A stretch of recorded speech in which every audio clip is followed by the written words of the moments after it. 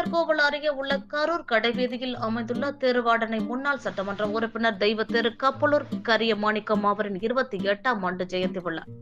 இந்த ஜெயந்தி விழா வருடந்தோறும் நடைபெறுவது வழக்கம். அதன் ஒரு பகுதியாக இன்று அவரது திருவுருவச் சிலைக்கு ஆவுடையார்கோவில் கள்ளர் சமுதாய நலச்சங்கத்தின் தலைவர் ஏ மாரிமுத்து அவரின் தலைமையில் மாலை அணிவித்து மரியாதை செலுத்தப்பட்டது.